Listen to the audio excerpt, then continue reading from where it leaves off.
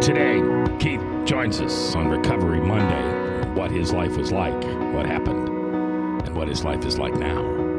I am redeemed. You set me free.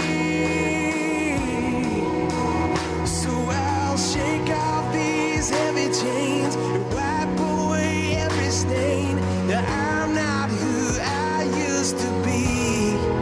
I am redeemed. 3 minutes after the hour on this Monday, the third day of March in the year 2014. I'm J. Michael McCoy. If I haven't told you lately, thanks for listening.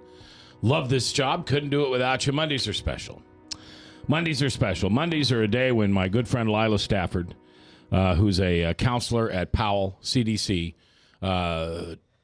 27 years sober? 28. 28 years sober. Comes in and brings someone who is part of the 12-step community here in central Iowa, and we tell their story.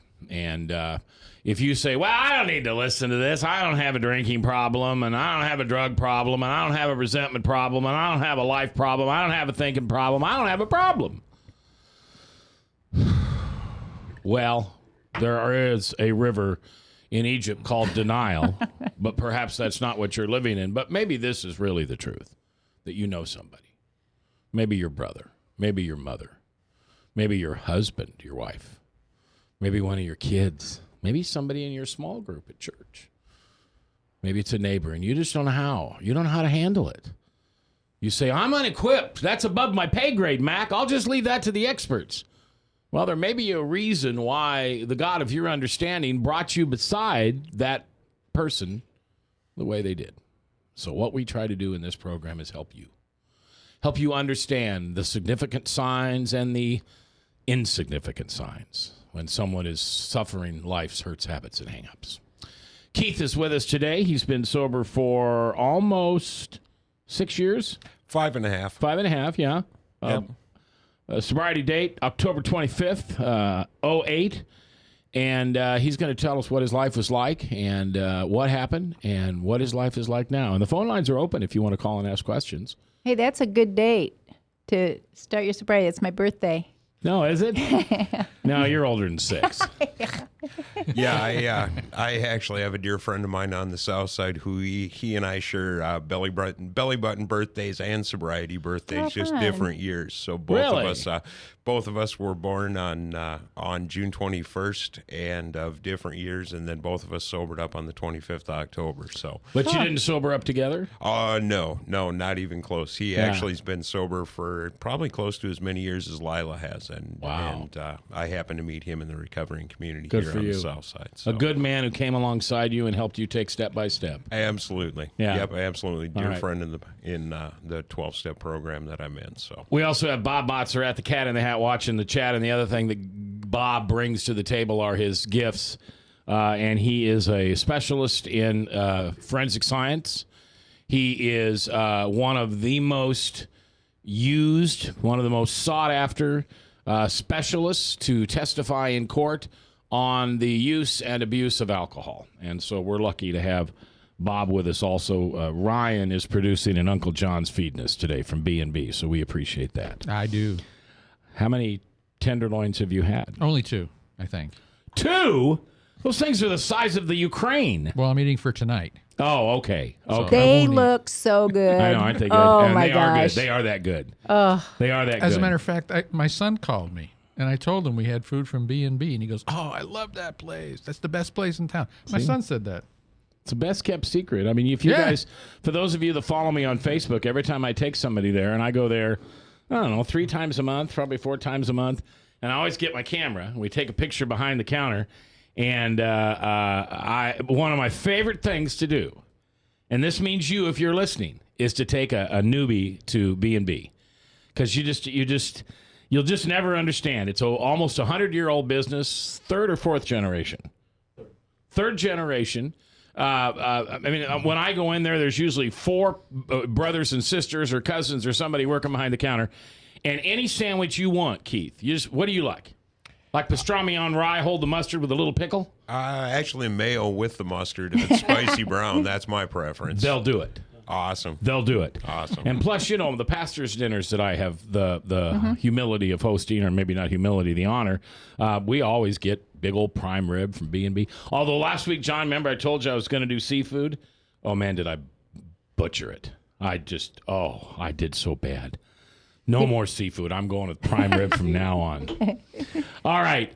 Keith, God bless you. Thanks for being here today, brother. I appreciate you. You know what? It's my pleasure. Yeah, we I'm see each happy other to in be here. meetings and Yep, we see each other around church town a lot. and stuff. Matter of fact, I think probably the second or third meeting I was at here in Des Moines, I met you. Yeah. I was here in town, new to town, in July of 2010, and one of the things my sponsor back home taught me was that I needed to find that 12-step meeting in that program wherever I went. And so when I came to Des Moines, one of the first things that I did was I found 12-step meetings here in the community. Good. And, Where'd you come from? I actually came from La Crosse, Wisconsin. I grew up in southeastern Minnesota, Lewiston, Minnesota, which is about 55, 60 miles from La Crosse. And I moved here from La Crosse. I sobered up in La Crosse in 2008 at Unity for Men, which is a wonderful treatment center, part of the Gunderson Lutheran system. And to Eddie and Dave and all my friends there, I'd certainly say thanks. Those guys Is it saved my hard to life. come, if you, not just treatment somewhere else, but you're established somewhere in the 12-step community, is it hard to switch cities? I've found some differences, but they're real subtle. One of the things that I try and do is I try and find the 12-step meetings no matter where I go, no matter what I'm doing, because I find that I make friends no matter where I go. Yeah. And it's been a blessing and a gift. I get to travel a little bit for work, and I had the opportunity to travel around the country, some with family and so forth. And I just make it a point to find 12-step meetings that fit what it is that I need wherever I go. And I meet some wonderful people, and I get some great sobriety and some great tidbits and get to share. And it's just been a blessing and a gift. Jim and I do that too. We go to meetings everywhere we go. It's interesting. I don't like to travel. And I'm blessed that I have a wife who doesn't make me travel. But I have been... She's in the travel business, isn't she? Well, not really. But yeah, it's part of their business. Yeah. But I had to take one trip since I've been sober, and that was to Nashville a year ago to the National Religious Broadcasters. And so I, who had always enjoyed people who were passing through Des Moines and came to the meeting and shared their culture a little bit with us, I said, well, I'm going to take this opportunity and go to a meeting. So I looked up a meeting. It was downtown. I took a cab, walked in, and I obviously can't tell you, but there were like 4 major country music stars there. Really? And it was just like sitting in the family living room around Christmas. Nobody thought they were special. Nobody would ever. And one of the guys came up to me, because I got there like 15 minutes early, not unusual for me. One of the guys came up to me and introduced himself, and I was like, I know who you are. I'm going to pee my pants. It's so cool to meet you. And he said, well, dude, in this room, I'm just like you. And I'll never forget that. And that happened to me. I took my daughter to an AA meeting out in LA because she just moved there, and I wanted her to feel comfortable at meetings and so on. And she was griping the whole time and just saying, I don't feel comfortable here. And then a movie star walked in and she goes, oh, I think I like this meeting. I think I like it here. yeah, that's great.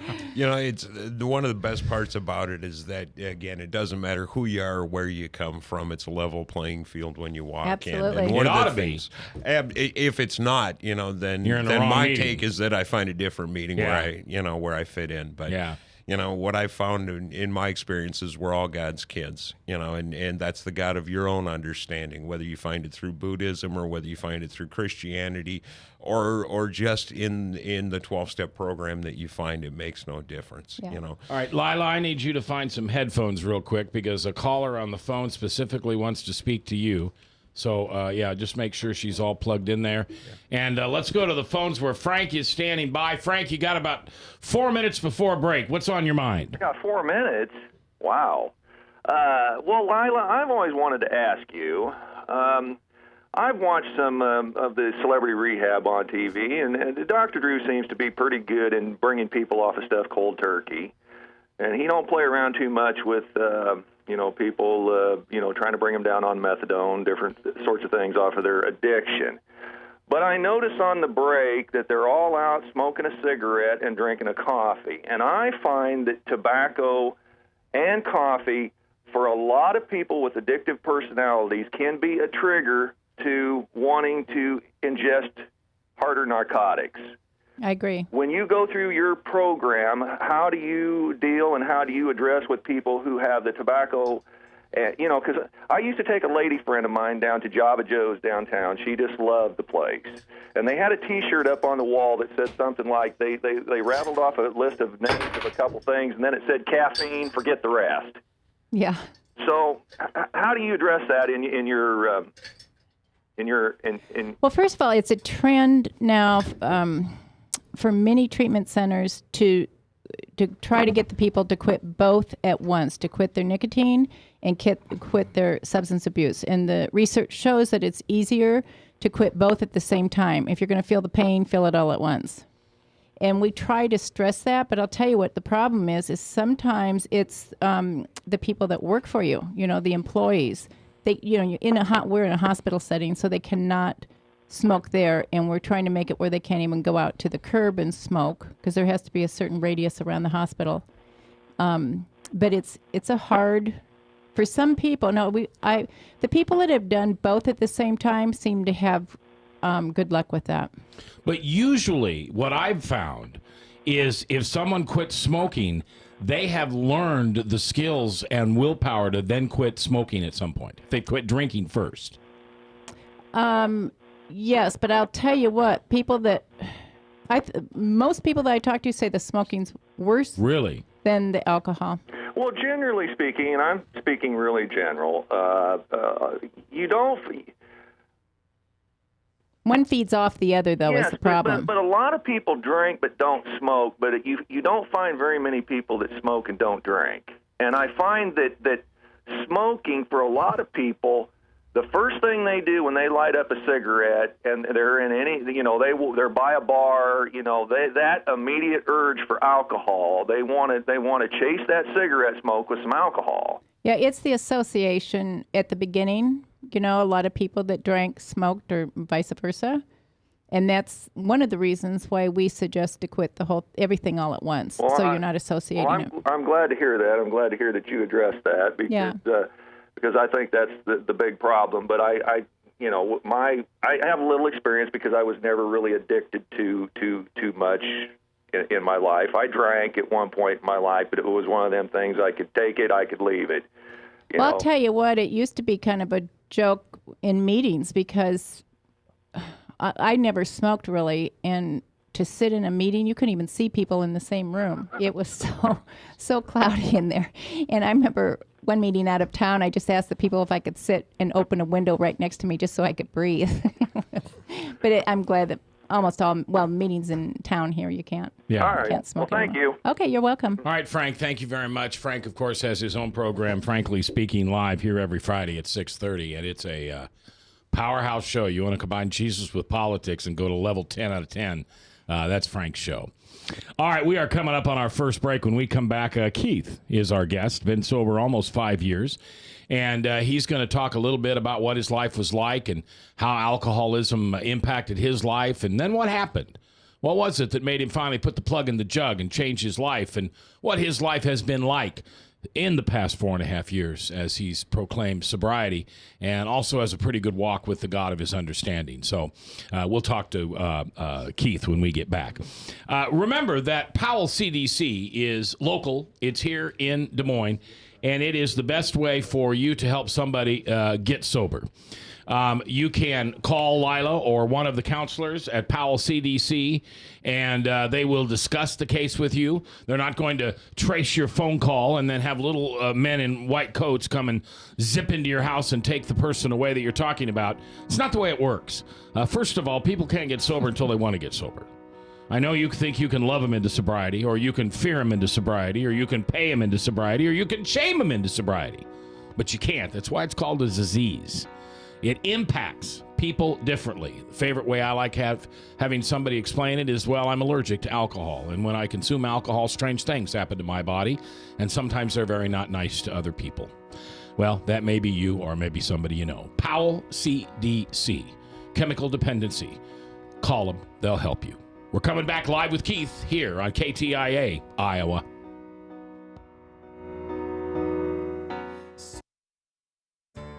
father who is headed toward another heart attack. A woman who struggles daily with diabetes and her memory. A boy whose headaches keep him out of school. A mother who one morning discovers a lump. A girl whose condition defies diagnosis. You come to us because you need answers, but you also need more. You need understanding of what you're going through. You need comfort. You need to be treated as an individual, not a condition. You need to be included in your own care. You are the point of everything we do. That's why we're changing to Unity Point Health. It's a model of care that will help us work better together, where the physician who knows you best takes the lead, coordinating your care through every step, from the hospital to specialists to rehabilitation to health services in the home and in the community, to making sure the treatments are effective. By working as a team, we surround you with care, helping you manage your health and your conditions, guiding you to making better choices and living a healthier life. The point of Unity is you. Unity Point Health. Hey, psst. Let me let you in on a little secret. You ready? Always try to do business with people, not places, especially if you seek honest Christian business people. And when it comes to my car, I really need to trust who's working on it.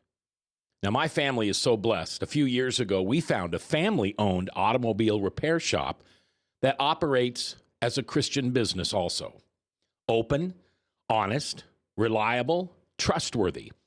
It's AMCO on Hickman Road in front of Kmart, and it's a family-owned Christian operating business. This family treats your car as if it was their car. Everything from oil changes to transmission repair and everything in between. So the next time you feel the need to be at peace with your choice of who you can trust with your car, give AMCO on Hickman a chance to serve you. And tell them Max sent you. If Tom Coates from Consumer Credit of America was your personal webmaster, Tom would filter out all bad debt emails. If Tom was your mailman, you'd never get any debt reduction junk mail. If Tom Coates was a lineman, he'd block any phone calls offering to reduce your credit card debt. Hi, I'm Tom Coates with Consumer Credit of America, and we're still your best choice for credit counseling. We're local, we're accountable, and we can do more. You make the call when the time's right for you. When it comes to competition, there really is none for Consumer Credit of America. From the RE/MAX Real Estate Concept Studios, this is Webcast One Live.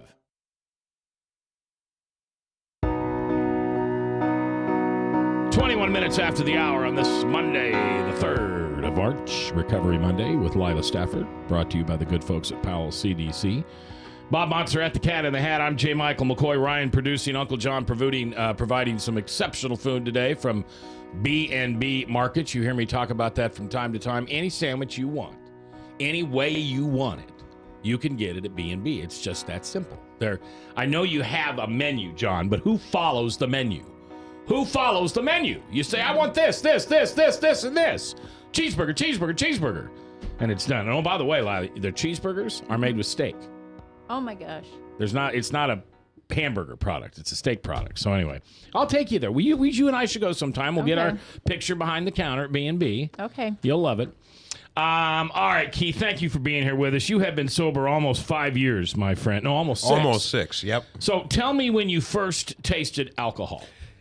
You know, I can't remember when my first taste was. I can tell you that I grew up in a real strict household. My dad was a high school teacher. My mom was a housewife for a good portion of my growing up years.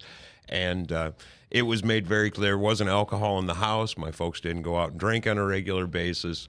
At that point in time, to the best of my knowledge, there was no addiction in my family. That was then. This is now, and I've learned different. But it was made real clear to me by my father that if I went out and picked up a drink at any point in time, came home smelling of booze before I was legal age, he'd throw me on the curb, and I believed him. Okay. And so based on that, I didn't pick up my first drink until summer after I graduated from high school. And what do you remember what it was? Was it a beer? Actually, it was wine. And it was at a dear friend of mine's house. His parents lived out in the country, And I grew up in a small farm community. They had a big old farmhouse, and there were always parties out at his place. And it was actually a glass of some cheap Lambrusco, Jock Scott.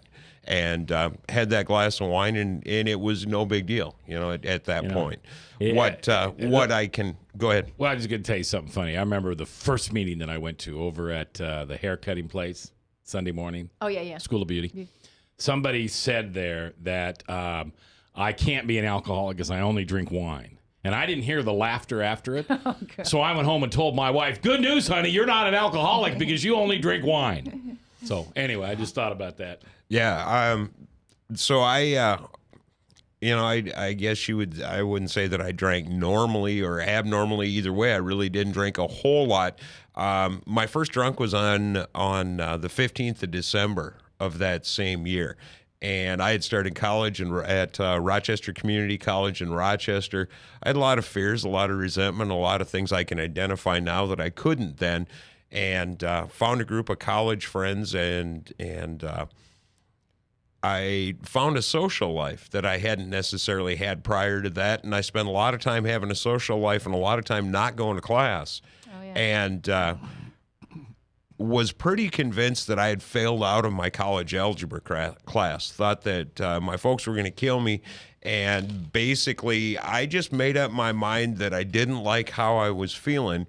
And with this group of friends that I had, we went out and played football in the snow because it was a typical Minnesota blizzard kind of afternoon. And then we had an end of the quarter party at the Holiday Inn South in Rochester. And I went with some friends to the liquor store. I wasn't of age to buy at that point. And the gal that was buying said, what do you want? And the only thing that... And I have no idea why, but I picked a bottle of cream sherry, of all things, fortified wine, and went back to the Holiday Inn, and I had made up my mind that I was going to get drunk and forget how I was feeling. Now, nobody ever taught me how to do that, taught me that that was the thing to do.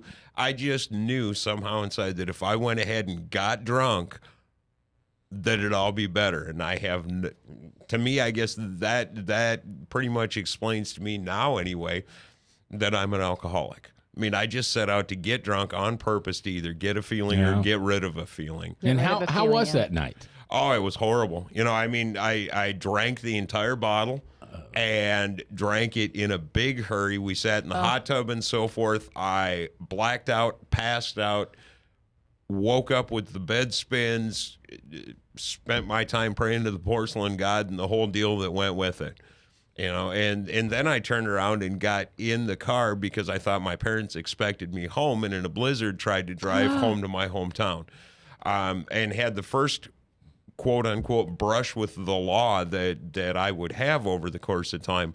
And I put my parents' 72 Olds Delta 88 in the ditch up to the top of the hood.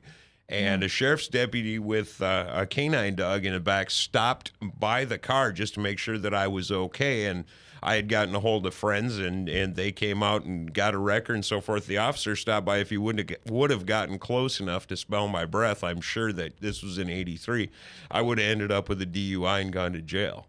But, he stopped just long enough to see that I was okay, and off he went.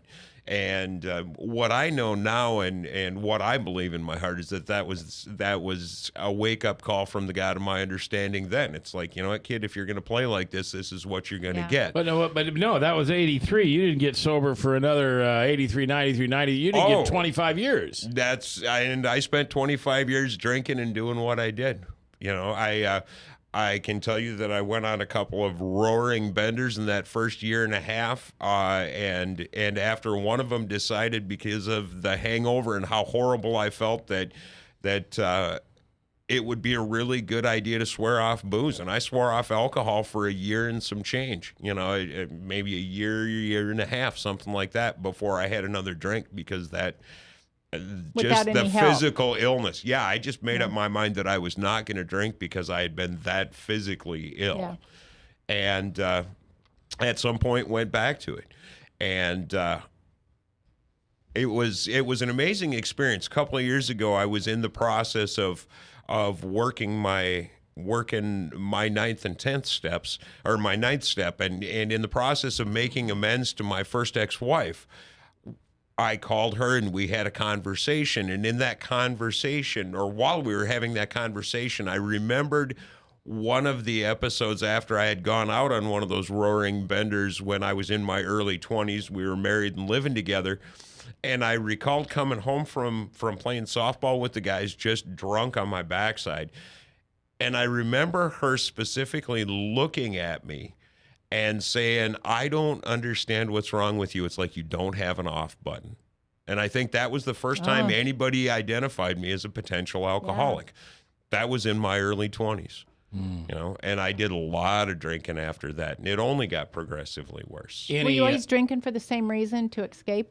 Yeah, drinking to escape was primarily, you know, I would say that there were occasions in which I went out and drank socially, if you will, but more than anything, I went on a mission. And that's exactly what I called it. You know, when I got stressed out beyond human belief, when I felt absolute, or if I felt like I didn't fit in. You know, I would have a few drinks if I felt like I didn't fit in. But if I was in one of those places where emotionally I just felt horrible because of things I'd been doing, or I wanted to do things that I knew my conscience told me otherwise, I'd quote unquote go on a mission because I deserved it. You know, and that was my attitude. This is Recovery Monday, brought to you by the good folks at Powell CDC. Lila Stafford is the voice you hear, along with Keith. He's telling his story. Bob Montserrat, the Cat in the Hat. Ryan's producing. I'm J. Michael McCoy, and Uncle John from B&B making us all fat today with those delicious tenderloin sandwiches. DUIs, any? No. Really? Yeah. By the grace of God, therefore I go. And, well, and the thing that ties in with that is that I have a commercial driver's license, and I've had a commercial driver's license since the age of 18 years old. My first summer job between first and second year of college was as a day camp counselor at the YMCA in Winona, Minnesota. And in the process of that, they needed somebody to drive the bus, so I went and got a CDL. The thing that a lot of people don't realize about that is that with a CDL, the legal alcohol limit is 0.04. It's not 0.08. And I can guarantee you that I drove at 0.04 or more for a good portion of the last 5-6 years of my drinking career. Yeah. You know, and that law applies whether you're driving your personal vehicle or a company vehicle. It doesn't matter. It's just 0.04, period. And you lose it. And you lose it, absolutely. And I don't think you get it back. You can get a regular. You can get a CDL back in some situations, others not. And I share these things just to say that, you know, it is strictly by the grace of God. I am not proud of the fact that I did those things, that I drove drunk on a regular basis for many years. It was active alcoholism. It was me. It was my disease. It's where I was. What was Keith like when he was plowed? You know, I was a crying drunk is the best way I can put it. You know, I drank to get rid of a feeling, but the feeling I got was just miserably depressed. You know, I might have been the happy guy that was in the midst of everything for a little while, and my voice is relatively loud and pronounced. I got that from my dad, God bless him. And, you know, I would be loud for a little while, and then and alcohol, what I know of it is it's got two sides to it. You know, it's got that initial euphoric part, and then it flip-flops on you. And, you know, I never could get to the point, nor did, most of the time I didn't try. You know, I just went for it, period. And Lila, as you asked, yeah, absolutely. I certainly was most of the time drinking to get rid of feelings. Yeah. You know. You went to one treatment center? Oh, no. No. My.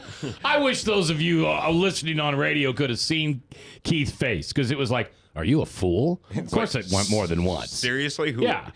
No, I'm. People in the recovery community call you a retread. I guess it is what it is. It takes what it takes in order to get where you have to get. You know, I'm one of those people that for me, I'm firmly convinced that. Treatment is a wonderful thing to physically remove the alcohol. But if there isn't something going on in your life after that to replace it and to help you deal with feelings, emotions, and the stuff that's going on in life, It never worked for me. So how many I can't times? believe you said that because I just taught a workshop this weekend for facilitators. We're having startup at Powell, and that was exactly I do this game with them. So because most people that are going through treatment think all they need to do is get through treatment because they're feeling good at that point. But I do this game with them where they can physically see that they still have all these emotions in their in the baggage that they carry with them. And now you have to deal with that. So we provide aftercare programs for people so that they can deal with that. And, I can't even begin to say what a difference all of that, has made in my life. The first time I went through treatment was an outpatient program. It was employer mandated. I was a flight paramedic at the time. And the company that I worked for also did ground critical care as well. I was working a ground shift and showed up at work under the influence of alcohol. And again, another thing that my disease, that's what I'm like when I'm drinking. Stuff was going on at home. My life was not what I wanted it to be. And, I had that cutoff time, and that cutoff time I was working a night shift, and the cutoff time was not early enough. I can guarantee you that. Yeah. And so I had, my first treatment was an employer mandated outpatient. Outpatient. Yep. Employer mandated. And what year was that? Spring of 2005. Okay. Actually, spring of 2004. We're going to take a break, and when we come back, we're going to find out what happened. I mean, what finally, on the 25th day of October in 2008, made Keith put the plug in the jug and for the last time go to treatment and for the first time become fully sober in his life since the age of 18. We'll talk about that when we come back. Live here on Recovery Monday. We're brought to you by the good folks at Powell CDC, Lila Stafford, Bob Montserrat, J. Michael McCoy, Ryan, Uncle John, and you. And I can't thank you enough for listening to KTIA, Iowa.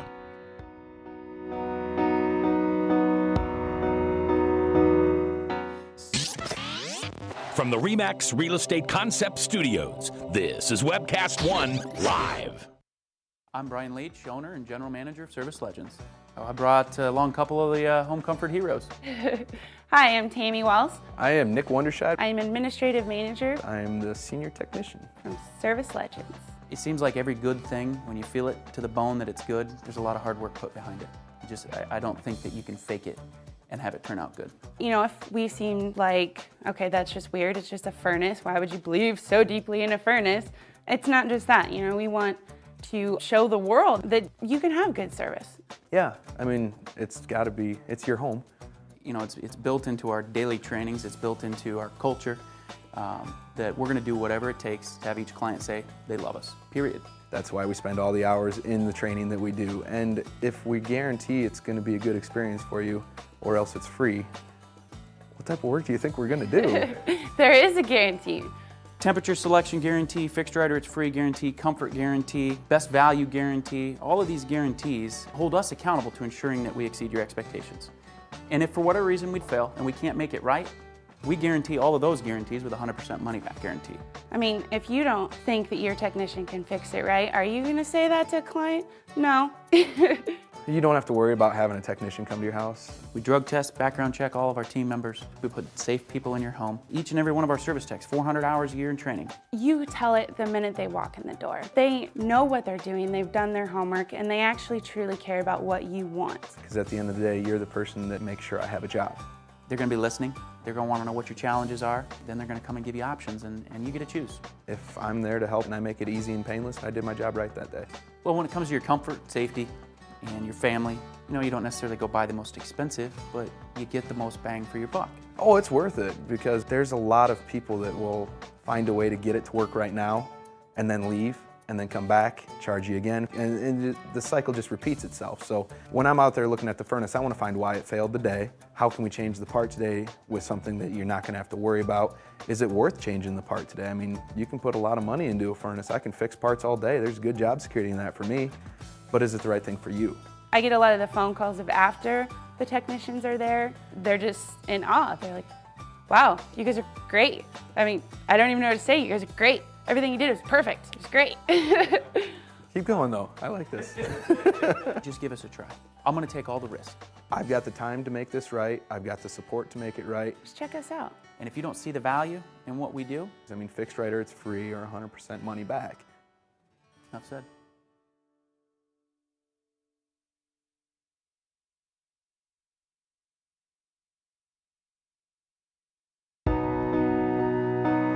.22 before the top of the hour, Salem Radio Network News, and then Pastor Michael Mudloff with Westkirk Presbyterian Church and True Blue. We welcome you to Recovery Monday on this Monday, the third day of March, KTIA Iowa. With this reminder, this month's Testify, which is always the first Wednesday of the month. It's held at Incredible Pizza at 86th and Douglas in Des Moines, or actually Urbandale. This is the first of 4 weeks in which we're going to have candidates running for Senate or Congress coming and telling us about their testimony, their faith in Jesus Christ. And this is not going to be I'm not going to allow this to be a 3-minute conversation. Yeah, I believe in Jesus and I have a relationship and I'll be with him in heaven. No, we're going to unpack how, if I elect you to the Senate of the United States of America, how you're going to use that faith to impact this country in a Christian Bible view, a worldview. And so that's coming up this Wednesday, 11:30 to 1 o'clock. Incredible Pizza. Matt Whitaker running for Tom Harkin's seat on the Republican side will be our first guest. Keith is my guest today. He got sober on the 25th day of October in the Lord's year of 2008. But in 2004, you went to treatment. Yeah, 2004 was my first treatment, and I can tell you right now it was evening outpatient treatment, and I was drinking before I was done. As a matter of fact, I was picking up a bottle after we'd get done in the evening and taking it with me. I didn't change where I lived. I didn't change what I did. I didn't change anything. I just went through employer Why'd you go mandated. then? I mean, employer mandated. Yeah, right, okay. employer mandated so you were treatment. On paper. You were there to get your name on the signature and show you there, and I keep my job. Yeah, per se, exactly. Did that twice. Yeah, know what you're talking about. As a counselor, you exactly. can tell who those people are. Oh, absolutely. Yeah. And I was willing to absorb the head knowledge and so forth, but I just wasn't willing to do the things that I needed to do. And more importantly, I put myself back into a family situation where, drinking was just how it was. I was married to a woman who'd been married to a real severe alcoholic prior to me, and she had her stuff going on. And I put myself back in that situation, and I'll be real honest, I was dry, and I'm sure I was an absolute jerk, dry being not drinking alcoholic who was just mad at the world and had no way to get rid of my feelings and my emotions and deal with things. Yeah. It was strongly suggested to me while I was in that program that I go to AA meetings, and I chose not to. Yeah, I was afraid to, didn't want to, and I was doing what it was that it was necessary to get the heat off. See, his story's my story. Yeah. My first DUI in 94, 6 months after I started drinking, listen to that, I did not start drinking until I was 34 years old. Didn't like the taste before, didn't need the social. I was the DD, could go out all night, didn't faze me. 94 started drinking. 6 months into drinking, I get my first DUI, and I've got to go. I'm court ordered to go through Powell, and I remember just sitting in there going, I'm just going to play the game. I'm just going to... Yep, get the heat off. Yeah, I'm just going to get the heat off. Get the signature from the counselors, and go home every night and drink a half a liter of gin. Yep, absolutely. But next day, I'm right there for outpatient. Oh, absolutely. Did that twice. Yep. 94 and 04. Did you have to blow when you got there? No. They do now. Every day. Oh, no. You have to blow. But see, I didn't drink during the day. I never, when I say never, maybe my buddy Vic and I'd have a Bloody Mary at noon on Sunday while the meat was smoking and the pool was hot. But I never got up and drank. That just sounds repulsive to me. I never had double martini lunches or shots with the guys at 4 o'clock for chicken livers or whatever it is. I just didn't do that. But man, you get me started, and I'm a liter down in 2 hours. Oh, yeah, absolutely. Yeah, there's no two ways about it. And yeah, I swore I'd never be a morning drinker, and I swore I wouldn't be I was working as a medic, and when I initially did that, I worked 10 24-hour shifts a month plus overtime. I was an on-call firefighter part-time when I wasn't working medic shifts. And then I switched to working as a flight medic, and we worked 12-hour shifts and worked overnights. And, you know, I had a lot of pent up emotions, and I saw a lot of things and experienced a lot of things. Yeah. And I had nightmares for years, and I will tell you that it's only because of the grace of a very loving God, and having worked a couple different programs, 12-step programs, that I don't have those nightmares anymore. I don't have those flashbacks anymore. I don't have those resentments. There are times that, you know, like, for example, at a Sunday morning meeting that I go to here in town, I'll be sitting in the meeting, and there's windows that face the direction that Mercy flies in and out. And, you know, when I see that helicopter flying, there's a couple things that come into mind. And, you know, one of them is that I miss that kind of flight, because flying in a helicopter is like nothing else.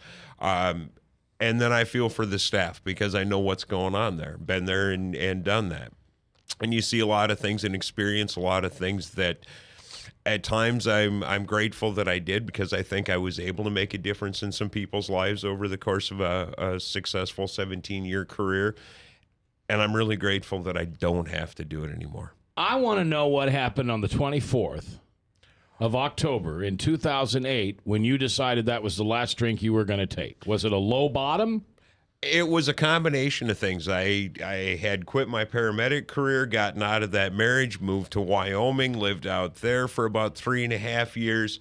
What was out there? Why'd you go there? You know, I picked up and went with a woman that I met on the internet when the marriage was coming to an end, and I met a gal on the internet, and she had daughters out there. She came to Minnesota and met me. She had daughters out there. She said, "You want to go to Wyoming on vacation?"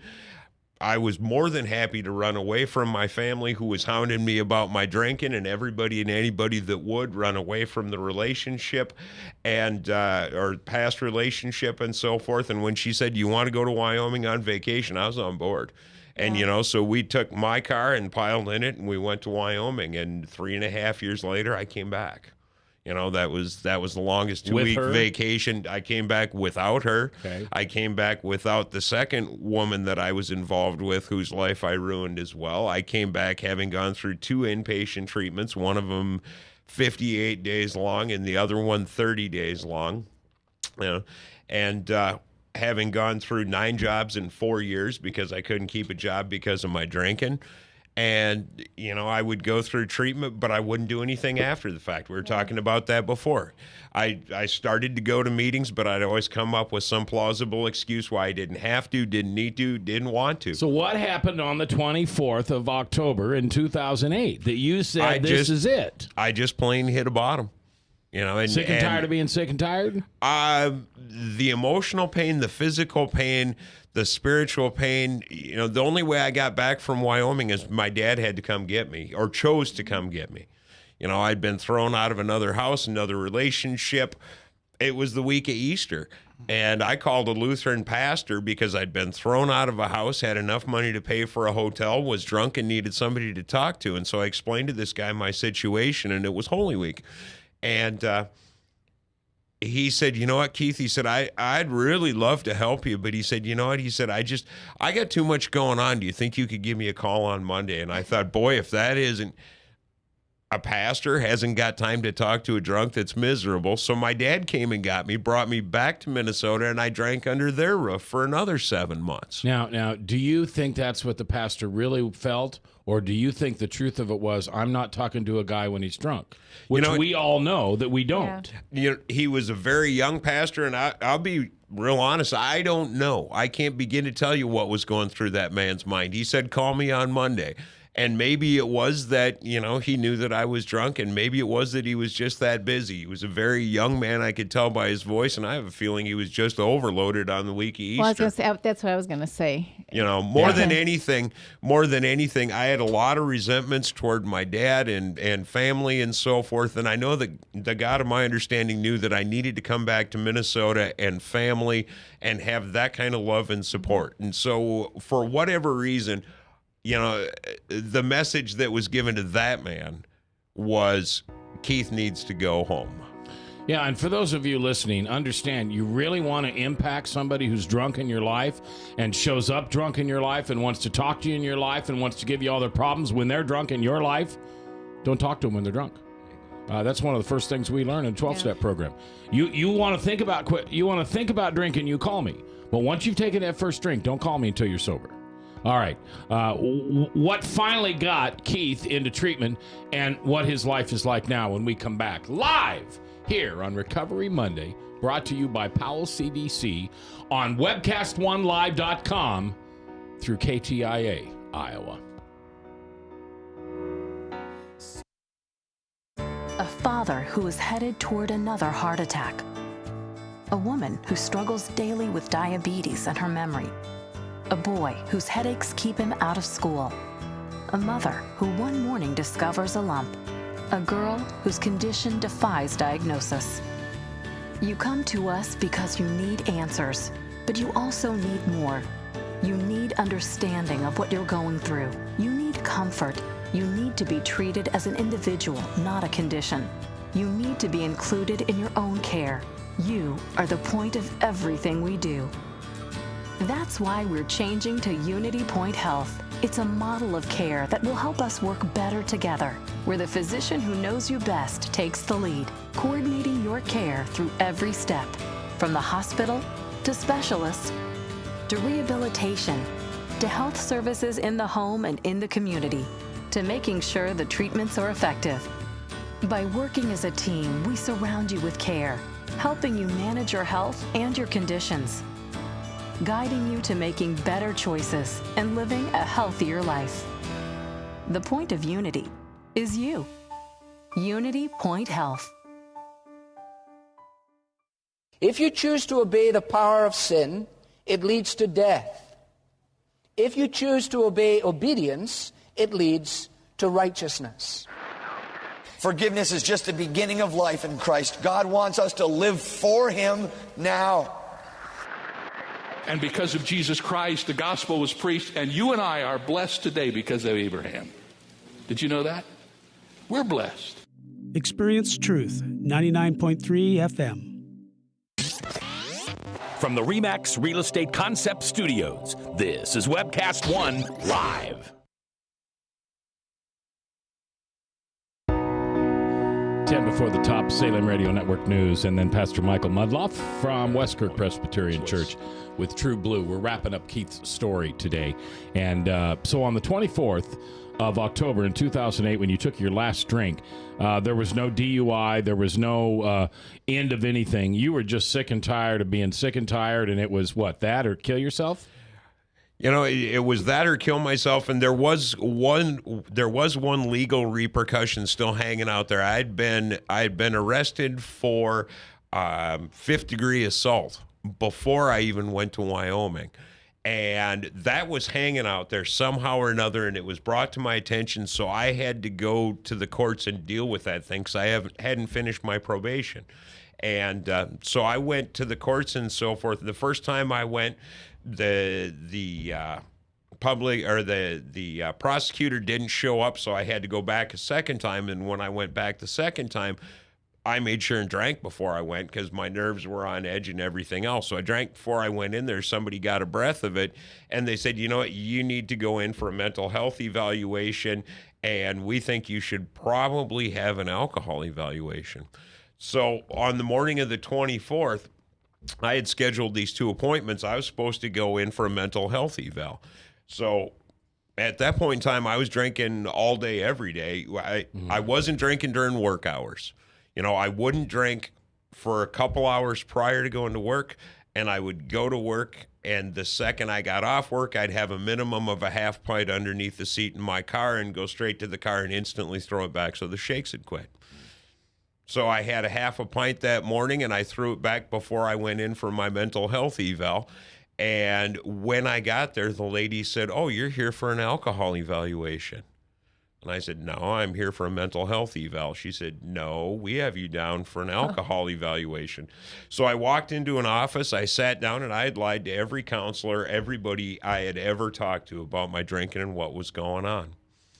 And physically, I was in pain. I couldn't stay drunk long enough. I couldn't sleep during the night. I would wake up at 4 a.m. shaking and go to the car and get the bottle off from under the seat and drink so that the shakes would go away, or I could pass back out, black back out, whatever it was that I could do. And I sat down with that counselor that morning in that office and just had that feeling that I couldn't do it anymore.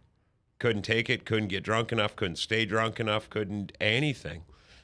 And I knew that I couldn't pull the trigger and kill myself, and I couldn't succeed at killing myself with the bottle. That hadn't worked.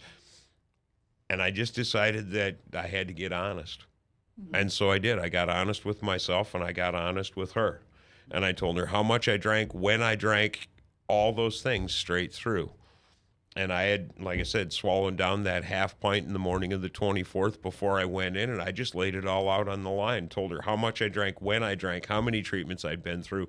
And she said, you know what, she said, I think we can get you into outpatient treatment. And I was appalled, kind of like that look that I gave you, Mac, when you said one treatment. You know, it was the same thing. I thought, who are you kidding? And I just told her that. I said, there's no way. I've been through this deal. I detoxed at home. It took me 7 days of the shakes.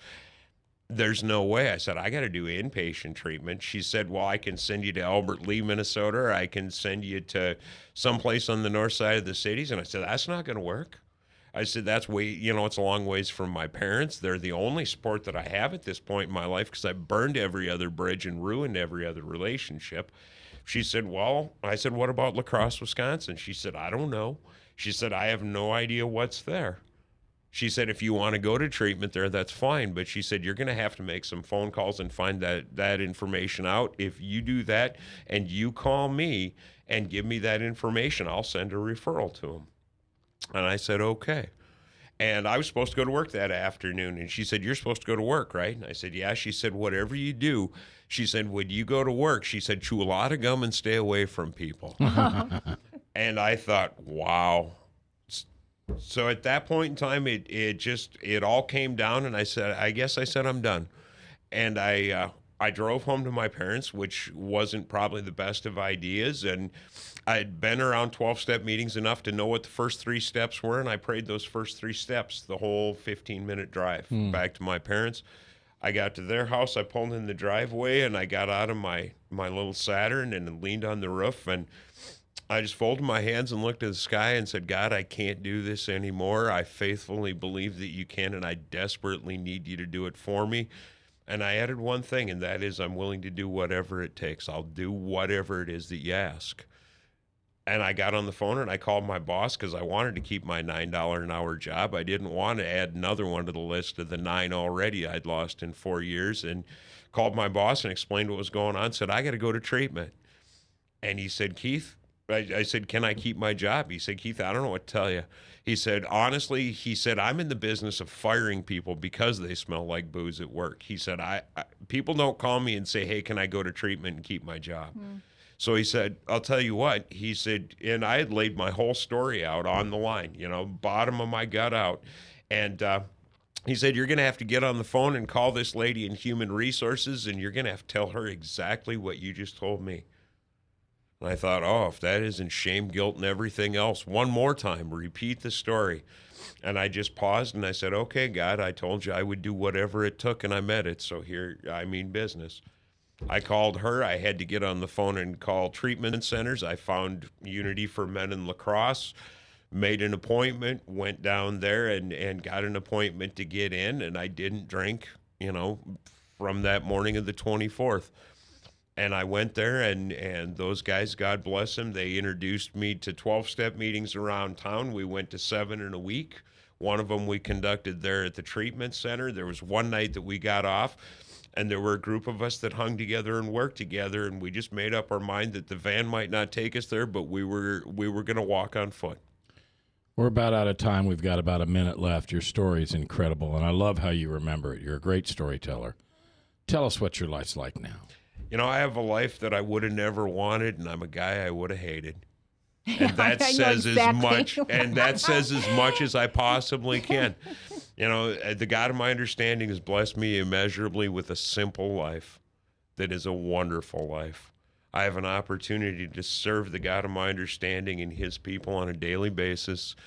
I have a great job, a great employer, a simple existence, and I get to help other folks day in and day out. And you do. You serve better. You serve very diligently. I appreciate the work that you've done with myself and other men. It's greatly appreciated. That's what God does for me. He gives me a chance to, and I build those relationships and have a life that's amazing.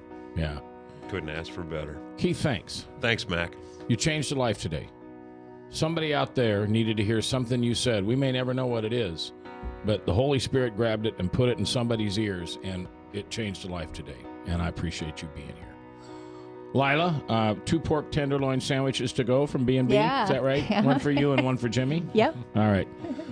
Thanks for being here with us today. It's been a fun day. Look forward to seeing you again here tomorrow. John Jacobs, who's running for United States Senate, will be here with Tom Coates and I. That'll be on The View from a Pew tomorrow. Until I see you again, do me one favor, would you? Would you take that person that you're most mad at, that you thought you never want to talk to again, that just makes your blood boil when you think of them, the person that you can't stand to be around, would you take that person's name and lift it to God today and ask for forgiveness and just pray?